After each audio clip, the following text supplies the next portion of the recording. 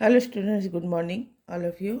आज मैं क्लास 5 के लिए हिंदी व्याकरण में चैप्टर 18 निबंध लेखन को बताने जा रही हूँ बच्चों।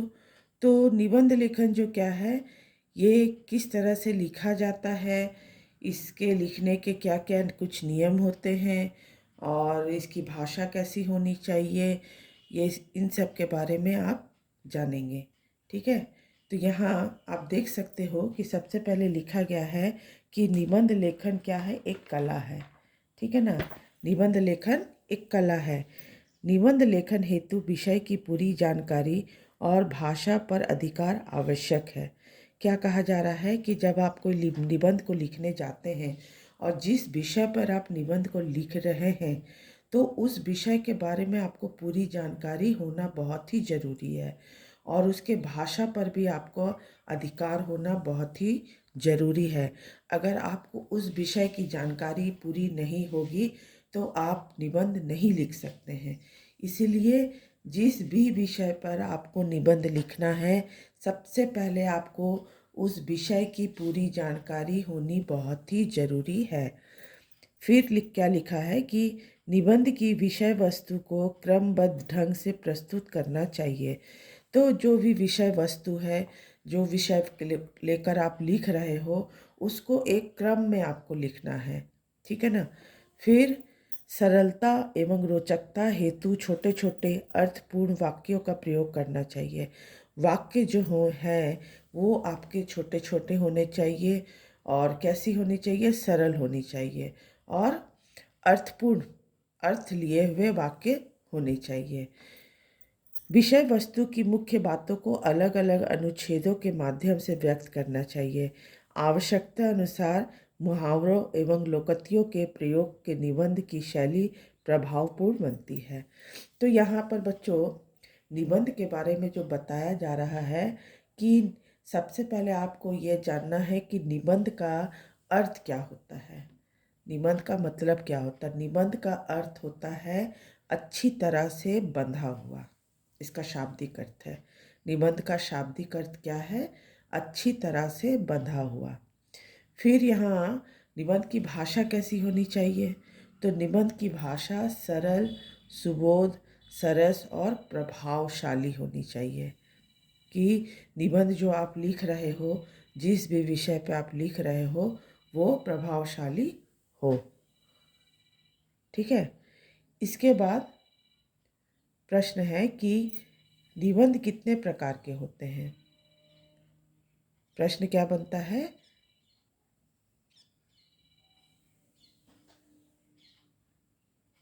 निबंध कितने प्रकार के होते हैं।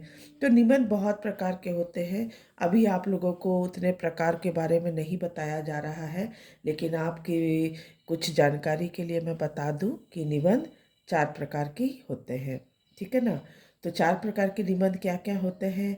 एक होता है भावात्मक, दूसरा होता है विचारात्मक, तीसरा होता है वर्णनात्मक और चौथा होता है विवरणात्मक। मतलब आपको पूरी विवरण देना है उसका। तो इस तरह के 4 तरह के निबंध होते हैं।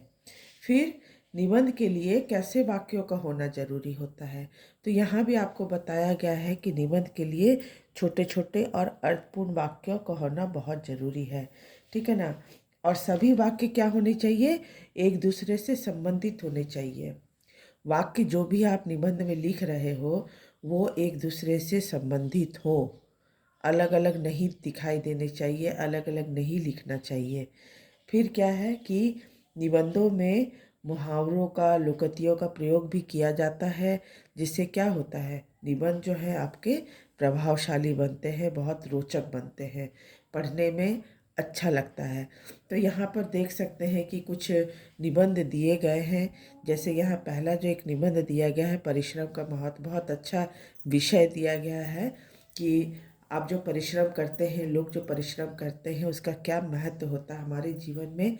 परिश्रम का, मेहनत का क्या मोल है, क्या महत्व है, इसके बारे में ही यहाँ लिखा गया है। तो परिश्रम जो है वो उसमें क्या है, विकास का रहस्य छिपा हुआ है। अगर आज आप परिश्रम करते हैं तो अपने जीवन में क्या करेंगे, आप उन्नति करेंगे, है ना। तो परिश्रम के कारण ही जो मनुष्य है ज्ञान विज्ञान की दुनिया में बहुत सारे खोजों को किया है। हाँ, बहुत सारे नए नए जो तकनीक आए हैं, इस तरह से खोज जो किए गए हैं, वो परिश्रम जो किए हैं लोगों ने, उसके कारण ही संभव हुआ है। हमारा जो भारत है, वहाँ भारत में जो रहने वाले लोग हैं, उन्होंने जो मेहनत किया है, जो परिश्रम किया है, उसके कारण ही हमारा भारत जो है आज उन्नतशील देशों में गिना जाता है। तो परिश्रम के द्वारा ही अब जीवन को क्या बनाया जा सकता है, सुखी बनाया जा सकता है ना। जो व्यक्ति जो होते हैं परिश्रम नहीं करते हैं, उनका जीवन क्या होता है, उनका जीवन कष्टों से भरा होता है।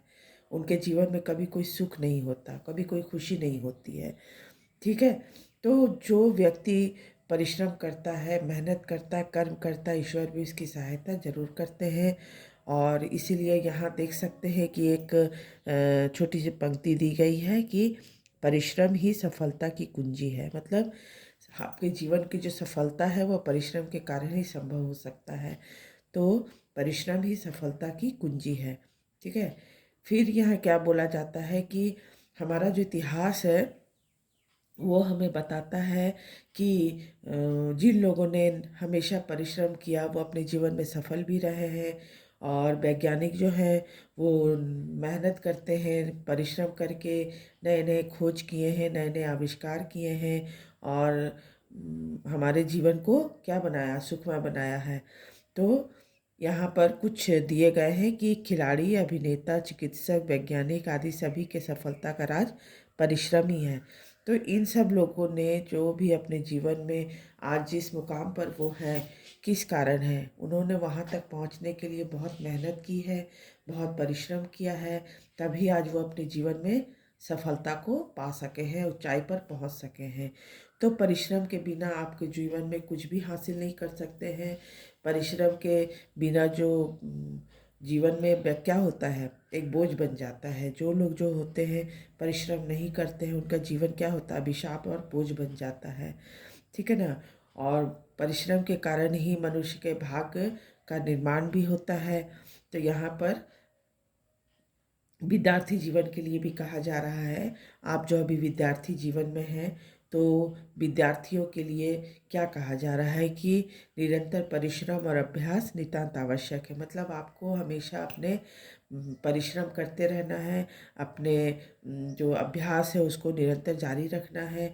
जो बच्चे जो हैं हमेशा परिश्रम करके पढ़ते हैं, वे अपने जीवन में सफलता जरूर प्राप्त करते हैं। उनका जीवन जो होता है सुखी होता है।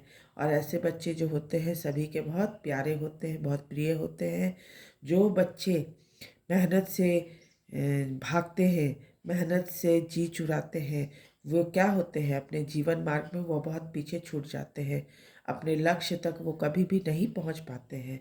तो इस तरह से यहाँ पर परिश्रम के महत्व का जो बारे में आप लोग पढ़ रहे हैं कि हमारे जीवन में, आपके जीवन में परिश्रम का क्या मोल है, क्या महत्व है ना, उसके बारे में बताया जा रहा है।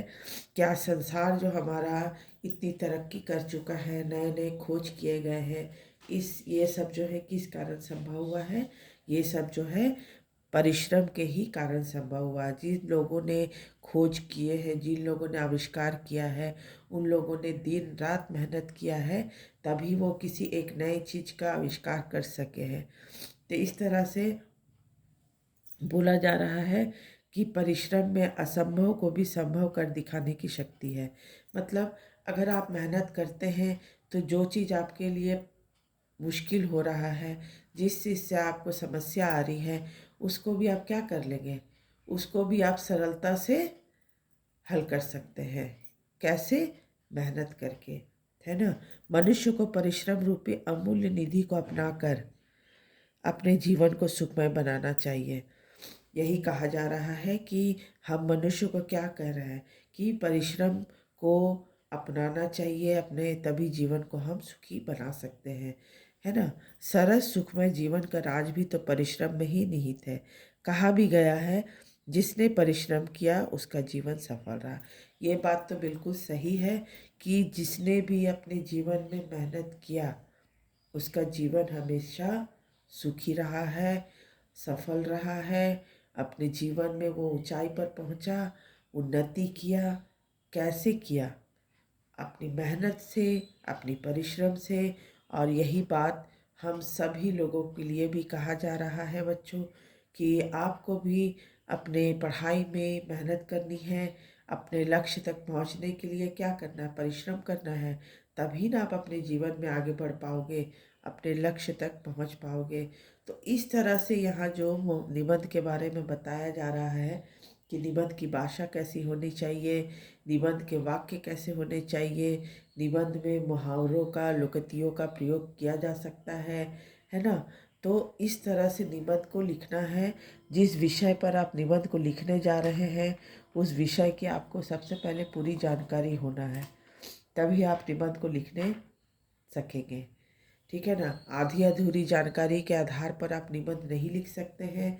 इसीलिए निबंध लिखने से पहले आपको उस विषय की पूरी जानकारी इकट्ठी कर लेनी है।